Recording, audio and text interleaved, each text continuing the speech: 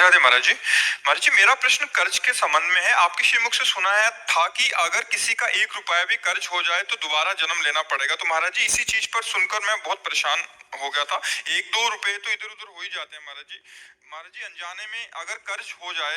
अनजाने की बात नहीं, लेकिन जानकर हम बेईमानी ना करें किसी की। अनजाने में ऐसे तो कोई बात नहीं है, लेकिन जानकर हमने किसी से 500 रुपया लिया है या 500 रुपये की चीज ली है, तो मुझे अपने जीवन में चाहिए कि बहुत जल्दी निपटा दें, हम उसका कर्जा ना लें। बहुत ईमानदारी और धर्म से चलने पर ही हमें भगवत प्राप्ति होती है। तो हम किसी का कर्जा ना लें, वो कोशिश करें जितना हमारे पास पैसा है हम उतनी सामान लें। यदि हम कर्जा लें तो बहुत जल्दी निपटाने की कोशिश करें और उसका कर्जा दे देना चाहिए।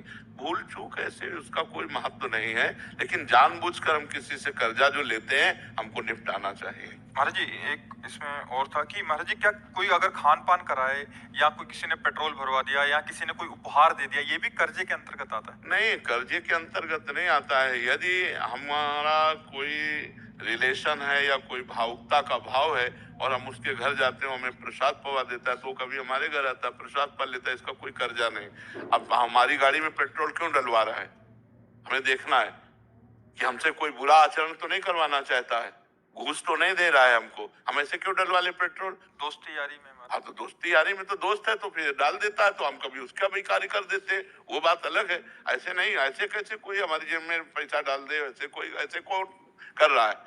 हाँ, बिना बिना स्वार्थ के नहीं। वैसे बचना चाहिए, ये जो खान पान वस्तुएं हैं इन सबसे बचना चाहिए। से कोई कुछ भी दान में खिला क्यों ले, क्यों ले दान पुण्य, क्यों ले? अपनी मेहनत की कमाई का खाएं हम। हाँ, निमंत्रण में जा रहे हैं तो हम उसको निमंत्रण देते, वो हमको निमंत्रण दे रहा, वो खा रहे हो। बात अब रोड में कोई हलवा पूड़ी बांट रहा है, ऐसे थोड़ी करने का तुम्हारा अधिकार है कि ऐसे दे दो। तुम गृहस्थ हो, अगर तुम उसके 2 पूड़ी और हलवा पाते हो तो 100 रुपया निकालो, वहां रखो, चलो अपने धर्म से चलो, तो बात अलग है। तुम्हारे सारे सुकृत ले रहा है, वो परिक्रमा लगा रहे हो तो तुम्हारी परिक्रमा का पुण्य ले रहा है वो, तब वो हलवा हाथ जोड़ के खवा रहा है, भैया हलवा खा, वो चतुर है। ऐसे थोड़ी है कि तुम्हें फ्री पवा रहा है। आपने बोला था खिला नहीं सकते तो खाओगी। हाँ, अपने धर्म की कमाई खानी चाहिए, अपनी मेहनत की कमाई खानी चाहिए। हाँ हाँ, हम जैसे 4 दोस्त आए हैं, हमारे साथ एक वो दोस्त, वो जैसे कल हमें खिला दिया बड़े होटल में।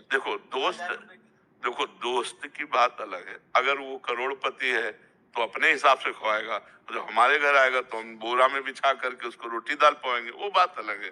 दोस्त का वो कर्जा नहीं माना जाता है। कर्जा एक अलग चीज होती है।